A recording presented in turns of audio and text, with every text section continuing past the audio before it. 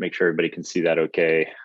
Is that, everybody see that? Cool, okay. So most of what I'll talk about today is this, this book that Kurt just mentioned, but I'm also kind of happy to follow the interests of the group here.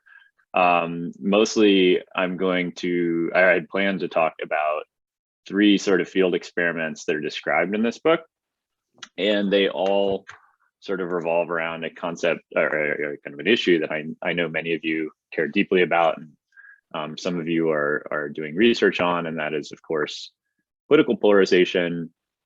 And I think there's an interesting debate about the different varieties of polarization and maybe how much polarization is or is not increasing, and there's maybe differences across different types of polarization. But one thing that I think motivates a lot of us, and I know a lot of your group's interest, is in the kind of affective dimension of polarization, the intergroup animus, that seems to be on the rise, at least according to this paper that I recently published with some colleagues. And of course, this kind of danger zone below this line here, where we see that kind of out-party hate begins to kind of outpace in-party love somewhere around 2012. And 2012 is also, of course, kind of the heyday of a lot of early social media, especially Facebook and Twitter. And so you've no doubt heard about the concept of social media echo chambers here. This is just a Twitter network of US politicians. But if we look at other types of opinion leaders like journalists or advocacy groups or even media stations themselves, we'd see this kind of typical pattern of the red nodes, which are here kind of Republicans or conservative leaning accounts connected to primarily conservative accounts, and the blue nodes, which are primarily liberal accounts. I'll talk a little more about how I coded these a little bit later. And of course, the concern is that this type of segregation in online spaces creates a kind of myopia where we fail to realize there's 2 sides to every story, or maybe we fail to empathize with each other, like a lot of your group's work has shown works so effectively, especially in in-person settings. And so an obvious kind of agenda that we were looking at when we started the Polarization Lab about 4 or 5 years ago, and we are a group of political scientists. That's Sunshine Hilligas, the political scientist and survey expert, Alex Bolfovsky, who's in data science, and we are both charged with kind of doing empirical work to try to identify the key drivers of polarization, but we're maybe a little unique in that we also try to build new technology to try to counteract some of the forces that our research suggests are pulling people apart on social media. So way back in 2017, we, like a lot of people, were worried about echo chambers. We had seen a lot of people were surprised, of course, by the election of Trump, and also the Brexit referendum in Britain. And so, a lot of people, Jack Dorsey, for example, Mark Zuckerberg, were talking about, whether or not we should kind of break people out of their echo chambers. And this is the strangest picture of what that might look like that I could find. So basically, if only we could step outside our echo chambers and kind of better connect with each other, we might be able to, better empathize with each other, or kind of appreciate again that there's 2 sides to every story, and perhaps this would produce moderation. Of course, the immediate question arises, the long tradition of intergroup contact work that goes at least as far back as Allport and his many, many students, outlines a lot of different conditions where intergroup contact may or may not produce the kind of moderation or de-escalation of conflict that we're seeing today between Republicans and Democrats in the US.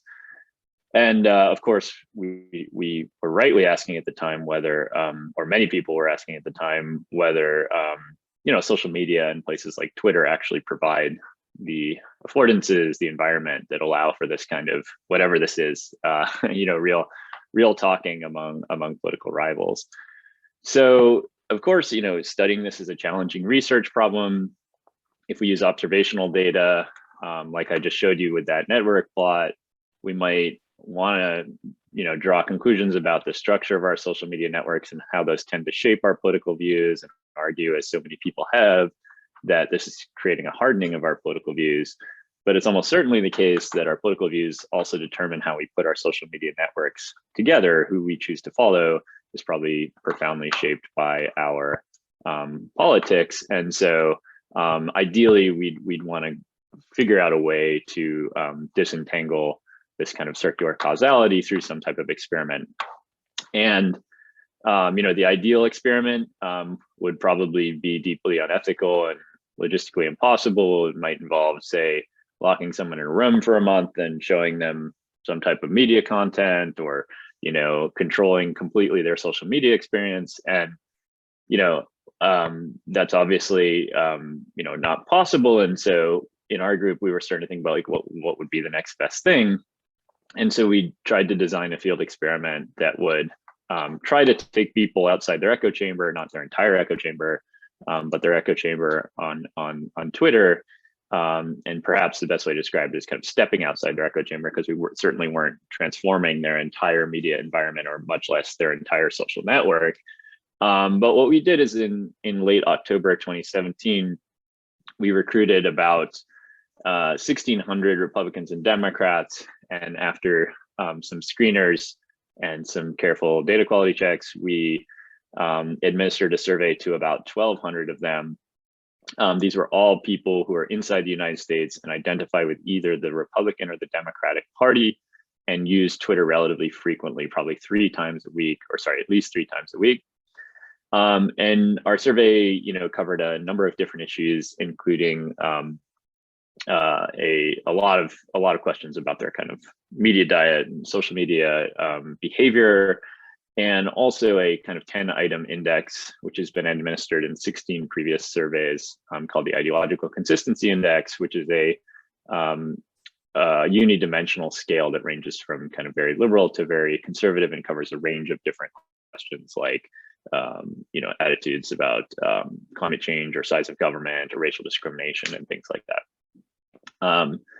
1 week after the initial survey was administered, we randomized people into a treatment condition where they were offered up to $24 to follow a bot or automated Twitter account that they were told would retweet 24 messages a day.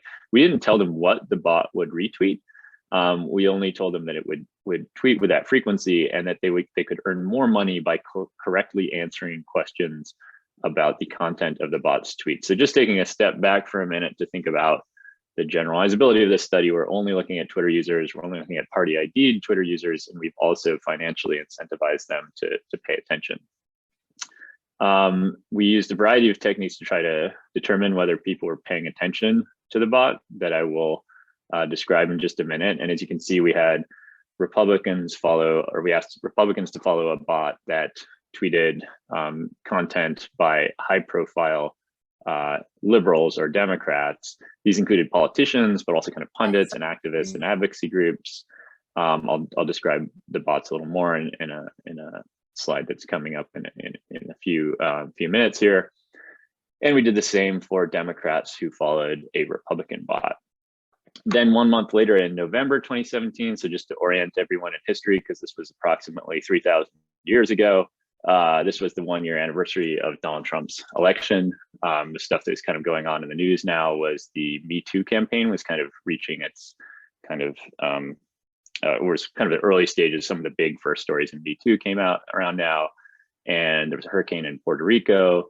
Those are the 2 of the biggest stories during the month of October 2017. So we administered the same survey, the post survey, and the experiment was designed to see whether people move on the ideological consistency measure if they were in the experimental condition. There's a lot more kind of, I could say, about the methods. We used some block randomization to look at heterogeneous treatment effects, for example, and there's some other outcomes I could talk about. And by the way, all the data is publicly available. It's hosted on my website, chrisbale.net, and on the Dataverse if you're interested in checking it out yourself.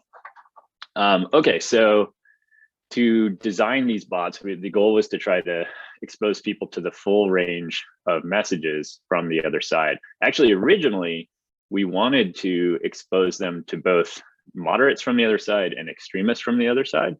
At the time that we designed the study, which was administered by the YouGov survey firm, it was not possible to produce a large enough sample to have the power to test both of those hypotheses. So we made the difficult decision to just expose people to the entire other side, so to speak, no matter whether they were kind of more extreme or moderate. We tried to develop a measure that would expose them to the entire continuum. So essentially what we did is we found every elected official on Twitter or presidential candidate, and then we scraped the names of people who those people follow using Twitter's application programming interface.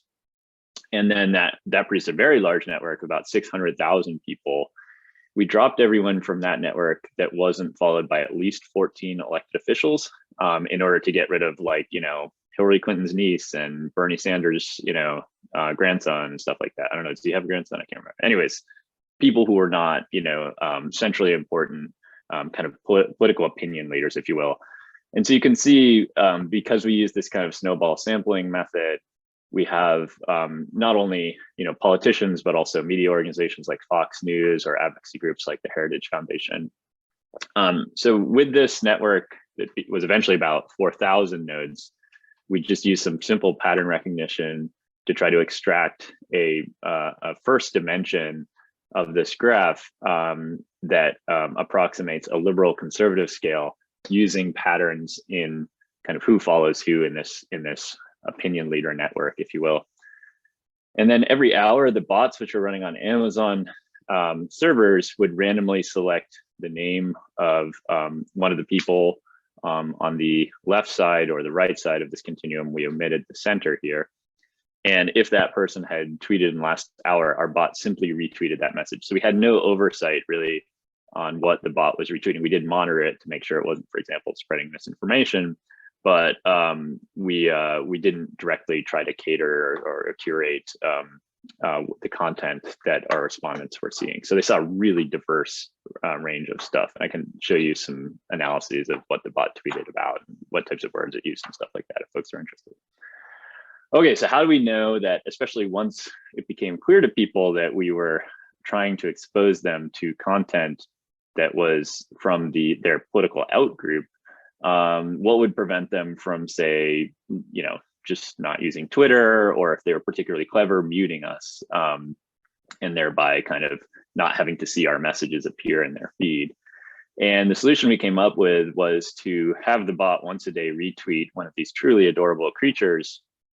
And then at the end of each week, we would administer a survey to everyone in the treatment condition to see whether they could identify the animal that had been tweeted. We also asked them some questions about the content of the bot's tweets. So people were really, again, heavily incentivized to engage with the stuff and to read it. So the good news is that means we know that they got essentially a fairly strong dose, at least in social science field experiment terms. Though it might come at the cost of some of the external validity of the study, because certainly if, for example, Twitter decided to do this, they probably wouldn't financially incentivize people to pay attention. So just another word of warning about how far we think our results can generalize. So what I'll show you next is the effect of following one of these bots for 1 month among the 1,200 Americans who identify with the Republican or Democratic Party. I'll show you the plots separately for each party, and then according to different levels of compliance. So basically what we did is calculated complier average causal effects, which is just essentially a fancy two-stage least squares model where we estimate the treatment effect net of compliance. So here you can see what you might call the intent to treat effects. These are people who are simply assigned to the treatment condition, regardless of whether they actually followed the bots. And down here are people who could answer every single question that we asked them about the bot's tweets. As you can see, as people kind of move to the right on these plots, they become more conservative on our 10-item ideological consistency scale. And if they move to the left, they become more liberal. And so, what I think a lot of people would have liked to have seen, myself included, is that when you expose people to the other side, Democrats might become slightly more open to conservative viewpoints, and Republicans might become slightly more open to liberal viewpoints. And of course, what we unfortunately found was the opposite. So particularly among Republicans who were exposed to a bot that retweeted messages from Democratic opinion leaders 24 times a day for 1 month, we saw a pretty sizable increase in conservatism. This is about a standard deviation on our 10-item scale, just to give you a kind of reference point, which is roughly equivalent to the overall increase in ideological polarization in about the last 15 years. That's a kind of a rough back of the envelope comparison, but just to give you some sense of the size of the effect. On the Democratic side, we see the treatment effect increasing. Of course, it never reaches the level of statistical significance at the 95% confidence interval. However, I think given that the size of the effect increases with compliance, I suspect that if we had a much larger sample, we might have found a smaller significant effect in the same direction. That is that Democrats tend to become a little more liberal when they follow a Republican bot. So there's a copy of the article on our website, polarizationlab.com. And in the article, we went to great lengths to try to look at all sorts of heterogeneous treatment effects. We had a unique opportunity, at least at the time, to look at linked social media and survey data. So we had not only collected these longitudinal survey data, but we had daily slices of everyone's ego and alter network on Twitter. And we had, the text of any messages they had produced or liked. And so we very quickly, let loose the latest and greatest tools in automated text analysis and language models and various techniques for detecting causal heterogeneity. We had used a block randomization design that let us look, we thought, pretty carefully in different subpopulations. And the kind of very humbling conclusion we arrived at the end of this research was we didn't know really what caused this. There was some smoking guns. There's been, of course, a large literature that has found, various evidence for and against kind of backfire effects in the realm of kind of misinformation. So, several early studies in particular that looked at vaccine hesitancy and showed that attempts to kind of correct misinformation might actually lead people to kind of double down in their pre-existing views. Later, some of these findings were thrown into question, and now they seem to have come back. So there's kind of a big question of kind of the scope conditions, in my view anyways, about when these backfire effects happen in the realm of misinformation. But we were doing something a bit different because we weren't really trying to correct misinformation. We were simply exposing people to counter-attitudinal messaging. So despite having, quite a bit of data, we couldn't figure out the mechanism. And so we did what I was trained to do as a young sociologist, which is when, the kind of deductive reasoning fails, we go into kind of more inductive mode. And one of my other interests in social science is to conduct more in-depth qualitative research.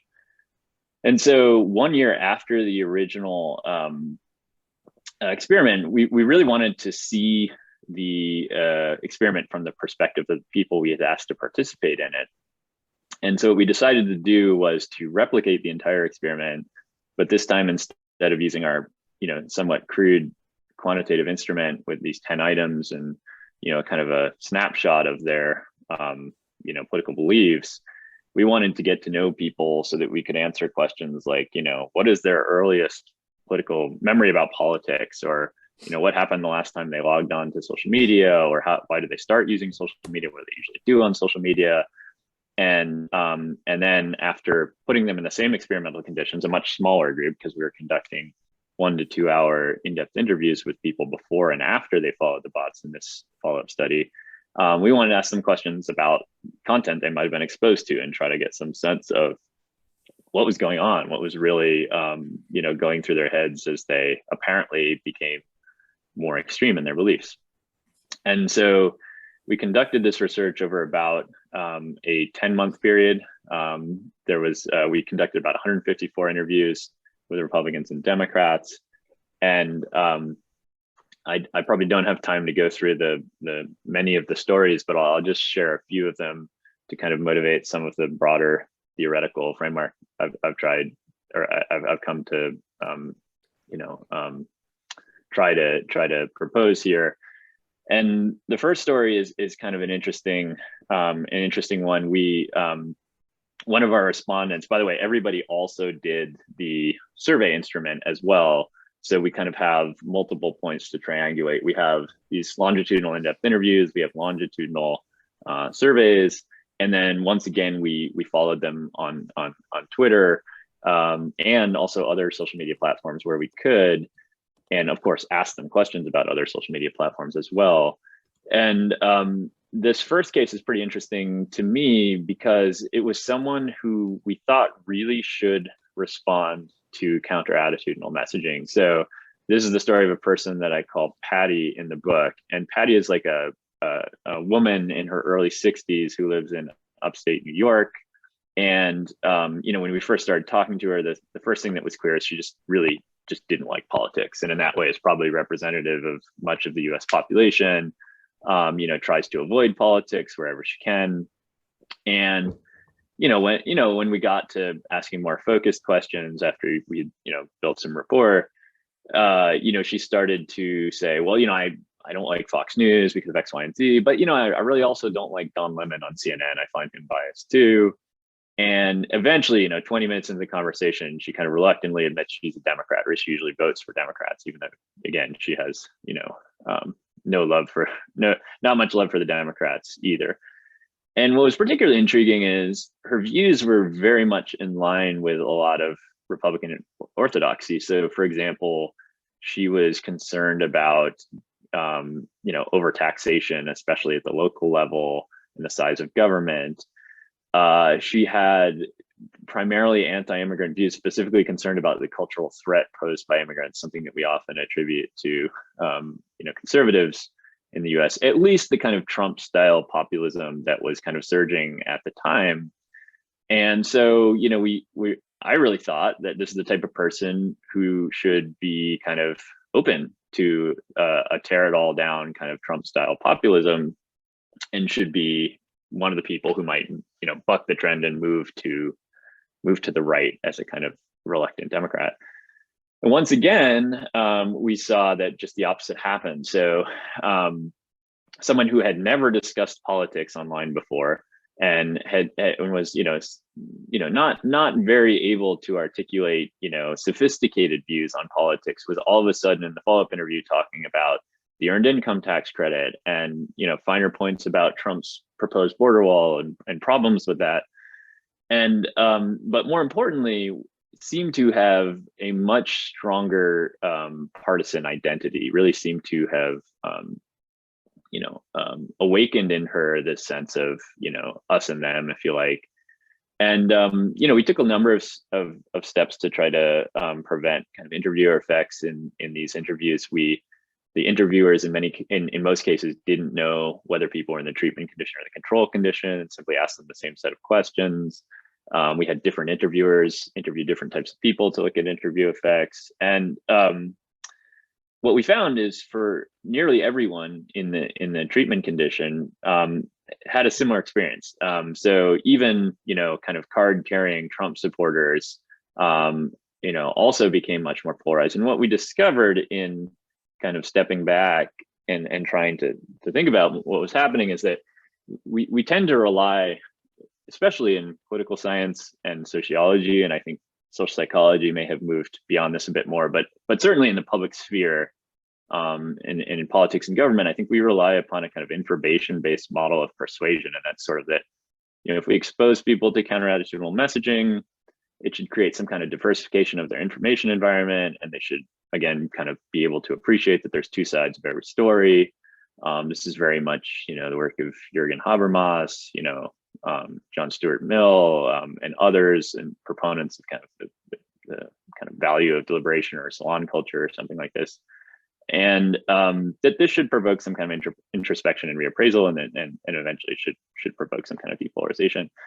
So one of the initial observations from the qualitative data that was most intriguing is that almost nobody talked about the content of the other policies ideas. So people like Patty weren't talking about, David Brooks, moderate right takes on welfare policy, or Steve Bullock, the somewhat moderate governor of Montana. He wasn't appearing in any discussions either. Instead, what we discovered is taking people outside their echo chamber wasn't really diversifying the information environment. Instead, it was kind of increasing identity salience. It was exposing them to more partisan warfare. So in a weird way, if you like this interpretation, maybe our echo chambers kind of insulate us from the worst of the partisan warfare on the other side. And when you take people outside their echo chamber, especially among elites who we know to be polarizing for many different reasons, this might actually activate people's sense of identity, or at least make them feel compelled to choose a side. And again, in these extreme cases like Patty's, we actually saw people go from being politically disinterested to actually arguing late at night online, which was really depressing and also surprising. So anyways, if there's information involved in the persuasion process, we think it comes after this identity activation and more in a kind of motivated reasoning format, where people then kind of learn the position of their party in order to defend their identity, kind of rather than the other way around. And that this is perhaps what explains some of the polarizing behavior, or the kind of somewhat counterintuitive outcome that we think we identified in that first study. Chris, can I ask a quick question? Yeah, of course. Yeah. Did Patty know more about politics in the end? So is there information that she's gleaned? It's a good question. I mean, I don't know how satisfied you'd be by like political knowledge questions. I mean, I don't know how you guys deal with this, but we struggle to measure political knowledge and have been a little unimpressed by the available scales. But we have things like, can you recognize a Supreme Court justice, how many senators are there, these kind of standard political knowledge questions. What we don't have is issue specific questions. So what we did with our qualitative interview guide is actually administered more or less the same questions that were asked in the online survey that we used in the first study. So we covered the same issues like climate change, racial discrimination, size of government, all these kinds of things.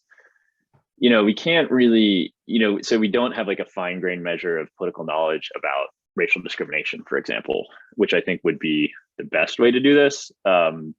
But we didn't notice appreciable increases. And again, we have a small sample size, so it's hard to kind of say, at least in the qualitative study, whether political knowledge seems to be increasing.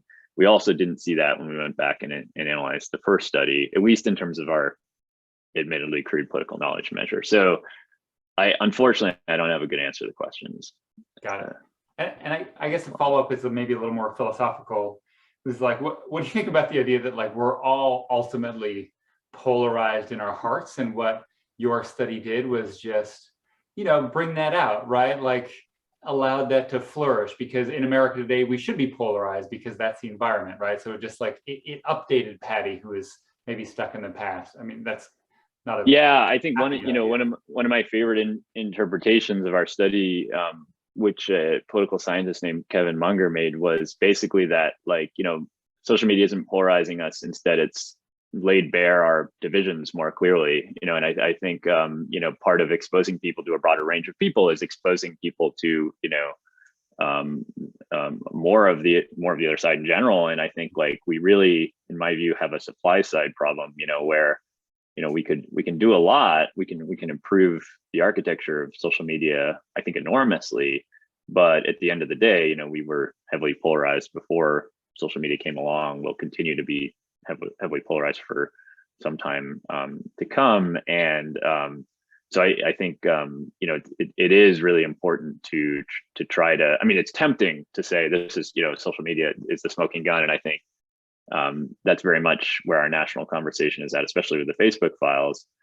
But I do think there's something to the point that we're really, part of the way social media polarizes is just making us more aware of the more extreme parts of the continuum, and also, and maybe more importantly, exaggerating the more extreme parts of the other side, which is something I kind of get into later in the book.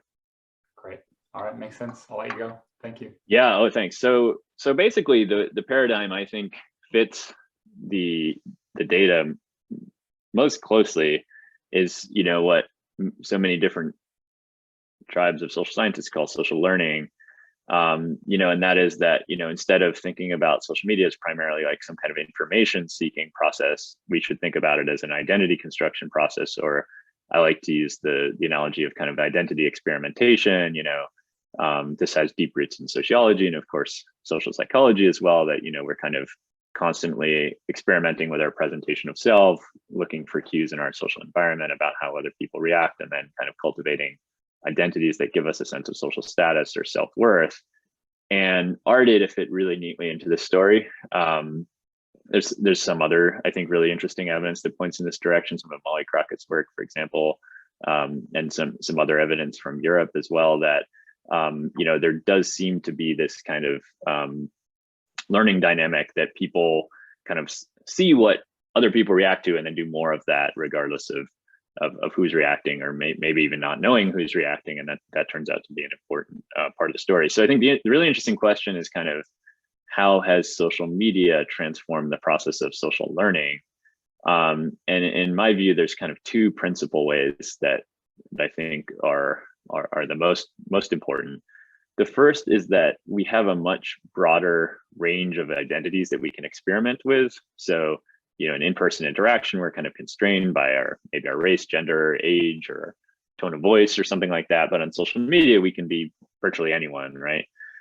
And so, of course, we've all had experiences probably with anonymous social media users who would say things online that they would never say in person. And so basically, there's just a much more range and flexibility in how we present ourselves. And then there's a much more efficient, though ultimately inaccurate, means of monitoring our social environment, which is the kind of various technologies like follower counts or like counts, or even our whole vocabulary around getting ratioed, or kind of all these kinds of outcomes that we use to understand whether our presentation of self is sort of working. And my argument isn't that everyone is kind of trapped in a in a kind of matrix like world where we only care about status on social media.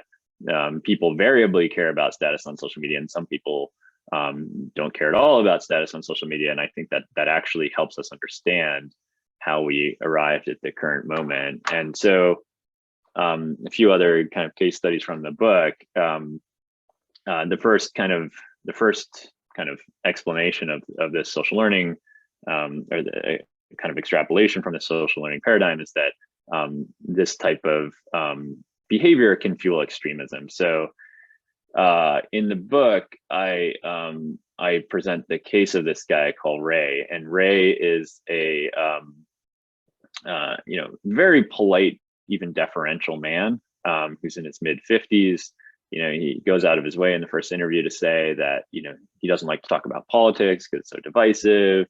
Goes out of his way to tell us that he's not racist because he grew up playing with non-white kids, like, and he's white, in New York City, and yada yada yada. And then by triangulating some of the data with the kind of social media data we had linked to his survey responses, we discovered that at night this guy kind of transforms from Dr. Jekyll into Mr. Hyde, and spends like hours upon hours each night crafting very elaborate internet memes that depict liberal leaders like Nancy Pelosi and Alexandria Ocasio-Cortez, Barack Obama, in like truly vile and unspeakable imagery. And the question kind of immediately came up, like, why would you, how do you explain this disconnect? And this is where like the follow-up interview and some of the other demographic data from survey firm was really useful. But basically what we discovered is that Ray is a deeply isolated man. He's a strong conservative who lives in a very liberal city, works in a very liberal profession, and is despite being in his mid-50s is living with his mom. And in other words, like, basically doesn't have any source of status in his kind of day-to-day life, and again feels like a minority. And so for him, we think the social media, especially Twitter, though other platforms that use as well, provide a very badly needed sense of belonging and source of status, albeit very bad for the rest of us and driven primarily by other extremists.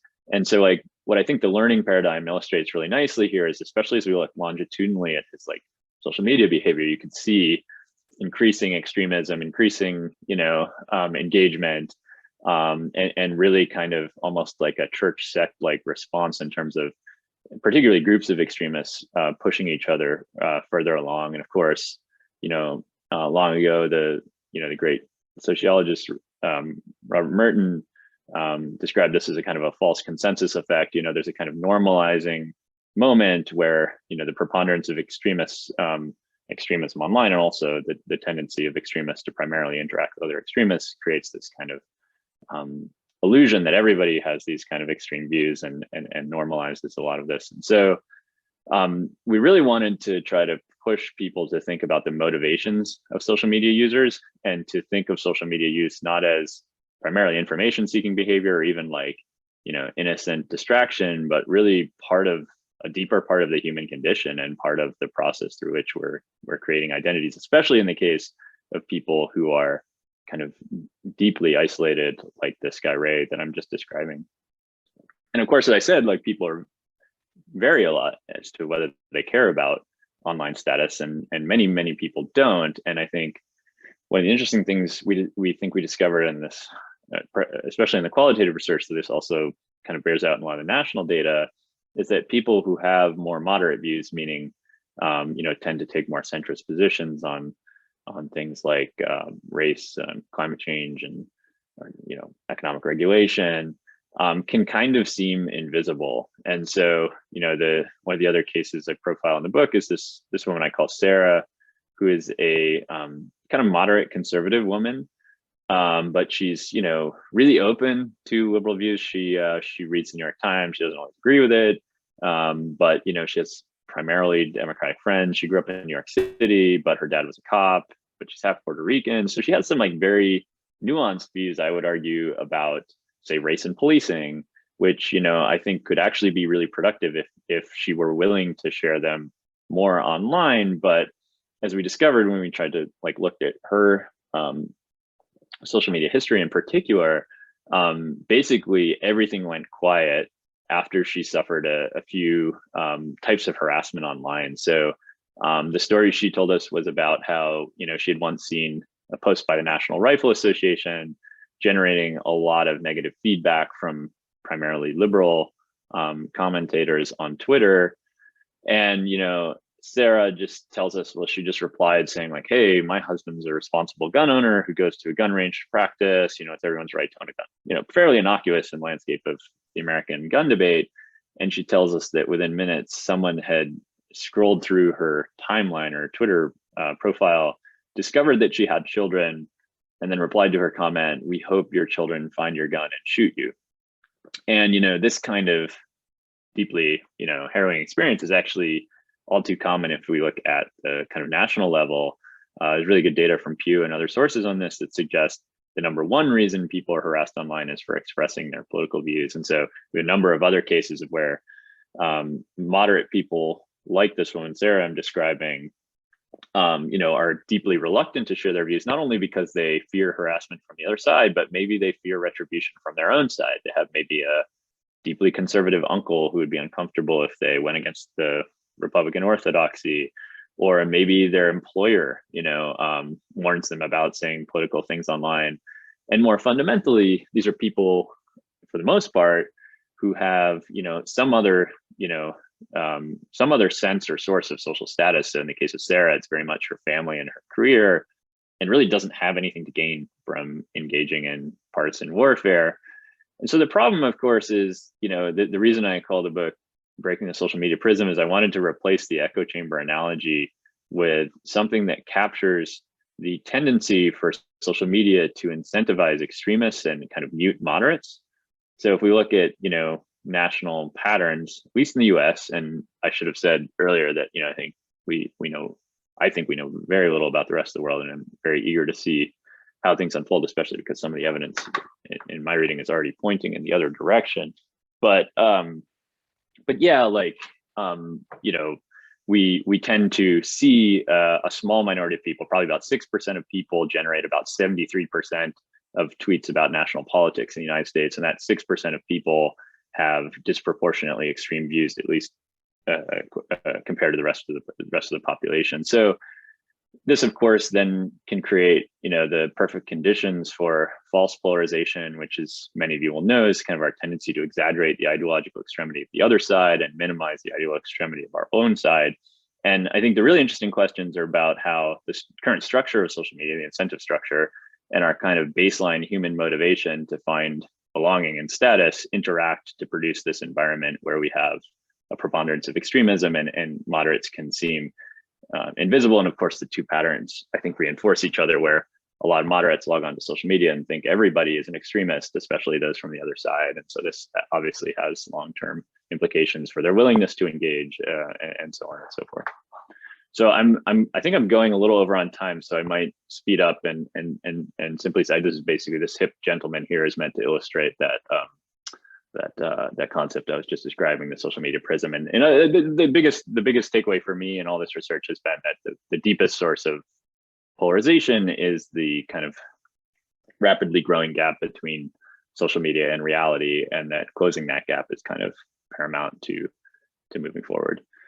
So I won't say a ton about our public work unless people are interested, but basically we've tried to create a suite of middleware technology to try to empower social media users to kind of learn to see how social media distorts reality, and also to try to incentivize different types of behavior. So on polarizationlab.com, you can check out these apps which do things like, teach people to identify some of the language associated with more extreme accounts, use machine learning models to predict your ideology, and then kind of most importantly for me, to try to change some of the status incentives. So we created a social media bipartisanship leaderboard, which ranks these kind of opinion leader accounts according to how much they generate likes or positive feedback from both Republicans and Democrats. And if you think about social media is primarily optimized for engagement, then a lot of the engagement is going to come from one side, or maybe extremists on both sides. And the idea is, that if you could instead say, order your news feed according to content that lots of different people found interesting or likable, that you could, in other words, kind of begin to optimize for democracy and consensus building instead of reinforcing division and engagement. And of course, we built bots that retweet people on those boards and some other kind of public educational tools. But the place where we've been working most lately, and where this book ends, is to try to talk about top-down solutions. I mean, this is on everybody's mind right now with the revelations coming out of Facebook. And I certainly believe Facebook deserves a ton of responsibility for the current predicament. But I think, no matter where we go with the current, discussion about culpability, we'll soon find ourselves back where we were before, which is like, what would a good solution to this problem actually be? And, are we going to be able to, to really innovate and find particularly new top level or top down solutions that can incentivize better behavior? And the problem, of course, is probably a lot of from working in this area, is that we lack kind of basic science about how the structure of online environments shapes different forms of human behavior.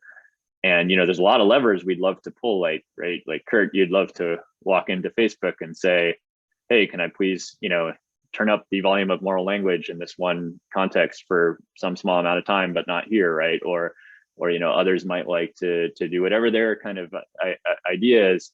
In our case, we quickly concluded that working with platforms to do this type of fundamental research was not going to be possible. It's just too many PR issues, legal issues, logistical issues. And so what we decided to do is create our own social media platform for scientific research, and then we pay people to use it. And we're now in the midst of our third study on the platform of a planned 5 or 6 studies. And our first study, though, was looking at anonymity. And the reason we wanted to look at anonymity is because we kind of have this now identity-centered view of social media behavior and status-centered view. And anonymity has this interesting feature. Of course, on the one hand, it allows people to say things that they would never say in person, which is certainly a net negative.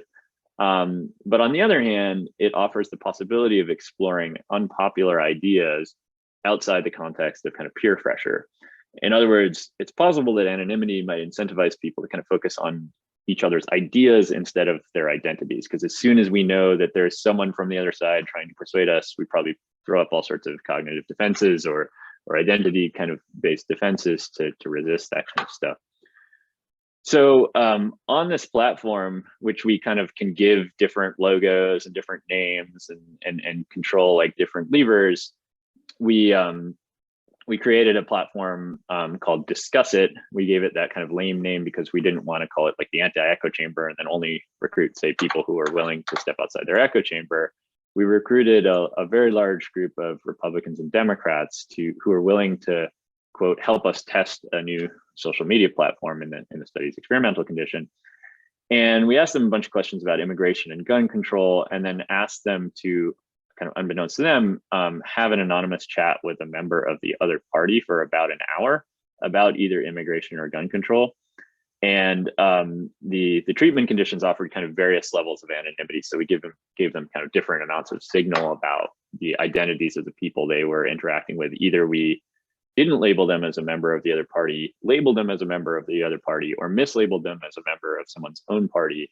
And we're interested in kind of turning on these different identity switches and seeing whether it might produce different kinds of behavior. Again, not only in the pre and post survey, but also for us, we're really interested in the text data and the kind of behavioral measures, if you will. And because I'm going kind of over on time, I'll sort of skip to the headline findings, the research design there. What we found is no matter whether we look at like kind of ideological or affective, I know this text is hard to read here, affective measures of polarization or a combined kind of global index. Here, the y-axis describes depolarization at various levels of aggregation.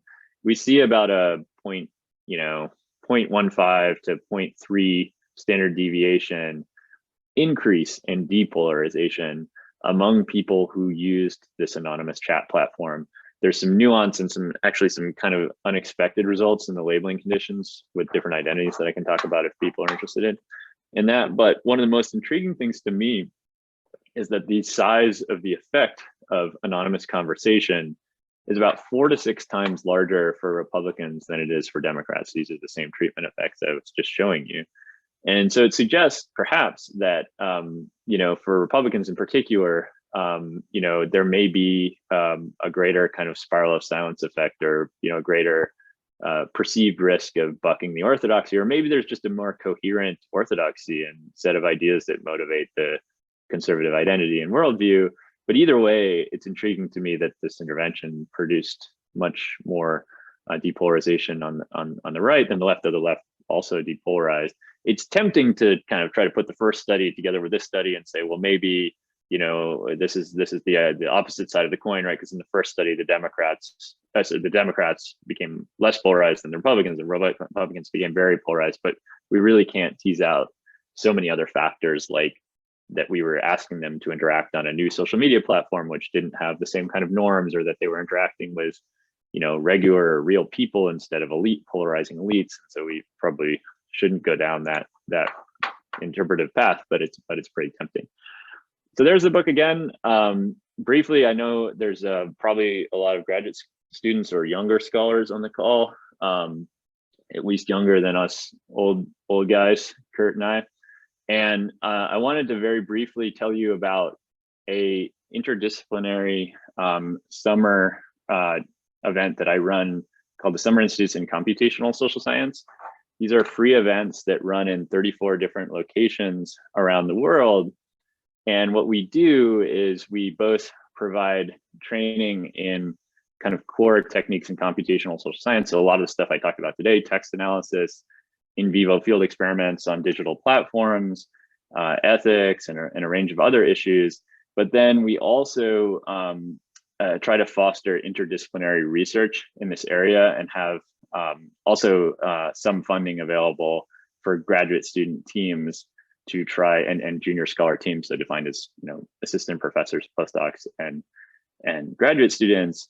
And so if folks are interested in, if you're not already trained or involved in this area, we created these institutes to try to really expand access to this field. And even if you can't join in person, you'll find on our website here, six.io, SICSS.io, about 74 different videos that cover a range of different issues, from mass collaboration and machine learning to ethics and all sorts of other stuff. We've got a YouTube channel and some other stuff if you're interested in that kind of stuff too.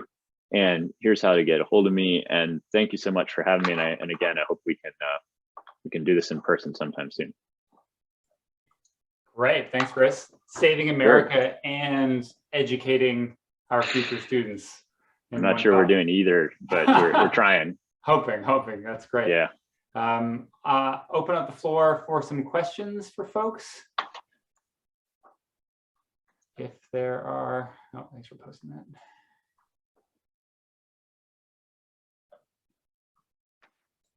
I just saw in the chat that interesting point about social motives for sharing conspiracy theory. I think this is a really interesting line of research. I don't know if you all have been following some of the research on kind of cognitive motivations and fake news sharing, some of the work that Dave Rand has done at MIT, and then also what's the guy's name in Denmark, doing really interesting work looking at basically cognitive determinants of whether people might share fake news. Really interesting line of research. Curtis, your hand's up, and then Danica, and then that's probably it. So yeah, so we talk about how social media warps our perceptions of reality, right? And part of that is right because extremist voices are more likely to talk, they're more visible. But there's also a lot of work showing that like funny and awe-inspiring stuff is also extremely likely to go viral and spread. Mm-hmm. So why isn't there also this like parallel effect of like social media making the world seem more awe-inspiring or people more hilarious? Like, are there any ways that social media is warping our perception of reality in like a more positive way? That's a really interesting question, you know, and frankly, like I haven't thought about it enough to give it like a truly intelligent answer, except that, you know, I think you're right that awe has this really interesting potential to suspend disbelief and maybe allow us to inject, you know, different, or at least allow people to consider different perspectives in an interesting way. You know, I'm not aware of any research on the humor side. There are, you know, I think one interesting thing that we don't, I think, understand very well is how, you know, like, because humor can certainly cut the other way, right? I mean, humor can get dark really quick, or even more importantly, right, it can be funny for one side and not the other side. And I think that's really, really vital. Like, we saw a lot of evidence for that in especially our kind of deep dives, particularly into conservatives, you know, like people taking the piss out of Trump or something, but that's like someone's like president and like not idol, but, you know, like it's a central part of their identity. And so when you attack Trump, you really, you know, it cuts people deep, as hard as that is to believe for a lot of liberals who see Trump as primarily inauthentic or fake or whatever. There's another really interesting line of research that I've become a big fan of that looks at, you know, motivations versus perceptions in our behavior. Like an interesting study Facebook did, I think about 6 years ago, where they surveyed about 16,000 people who were involved in some like political discussions, I think it was.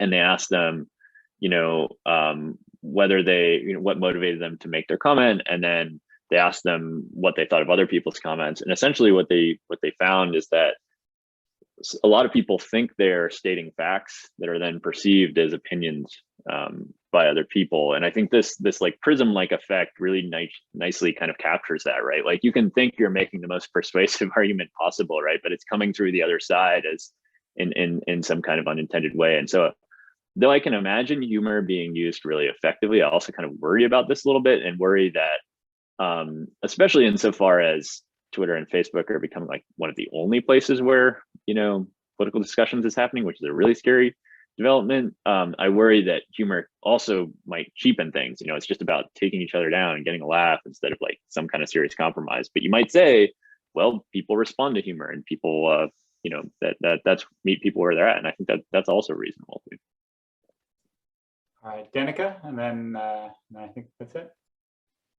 Yeah, did you see any differences in the content of people's interactions in this new social media site that you designed versus like what the bot was retweeting Yes. earlier? And then also Yeah. differences in the rewards, like were people getting likes and more engagement for more discussion in this new social media site? Yeah, so I should say, I should clarify that this was just a dyadic conversation in the last study that I described, whereas the first study, it was in full public view. So if you replied to the bot, anybody could see that you were replying and posting. So it's a profoundly different context. But yeah, definitely, the bots, like in the appendix to the paper, you can see an analysis of like the types of words that they were using, but it's things like, like you'd imagine on the left, it's, Trump and a lot of stuff on Me Too, a lot of stuff on,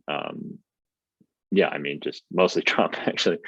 And on the conservative side, a lot of typical kind of conservative talking points, but, families, values, and so on. But in the discuss it data, the data that I was kind of describing from our simulated platform, we saw really, really, kind of like, this sounds like hyperbole, but really like beautiful connections. I mean, like we had, we did have some incivility. So we had to, because this was actually a social media platform, we had to staff a user support team and staff our own content moderation team. And we had been using Google tools to monitor the incivility of different conversations. And one conversation got so bad we had to shut it down. It just went racist really, really quick. But the vast majority of conversations, we tracked, all sorts of language models to look at civility and stuff like that. And the vast majority of them were extraordinarily civil. People making like real connections. We had people, for example, like, coordinating a grassroots campaign to prevent suicide prevention, or to do suicide prevention with handgun violence, kind of, saying, here's where I am online, let's connect, I know some friends. I mean, we weren't able to trace that and then see if it actually became a campaign, but we did kind of try to pick up some more data points, like, did you enjoy this experience? What did you think of your partner? A lot of other data points outside of the kind of issue-based measures. And approximately 84% of people said they either, greatly enjoyed or really enjoyed the experience, which, they had no financial incentive to do so. So that's kind of, I think, telling. But then we also even had people, once we shut down the platform and debriefed them all about what we had done, saying like, well, when you release this in public, I want to use it. So like there was that much enthusiasm that, I think doesn't necessarily, signal the promise of our design or software coding, as much as just the appetite for a different place to talk, as to kind of reset some of these conventions. And so I think that, really like moving the game to a different field alone creates an enormous kind of opportunity for people to reset, especially maybe this anonymous format. But yeah, just very different language. Yeah. And more focused. The other issue is like the bots were we weren't controlling what the bots were tweeting, but in this case, we asked people to talk about either immigration or gun control. So the conversations were much more about immigration and gun control, of course. All right. So much food for thought. Let's give Chris a internet clap, and Chris will be in touch about posting this online in a little bit. And sure. Thanks again for showing up. Sounds great. Thank you so much for having me. Thanks for spending some of your afternoon with me. And those of you who are at UNC, please do come visit us. We don't have a very impressive lab or anything, but we are occasionally hosting events. And again, I'd love to make deeper connections with our friends up the road. Great. All right. Thanks, everybody. Thanks for coming. Bye, everybody. Thank you.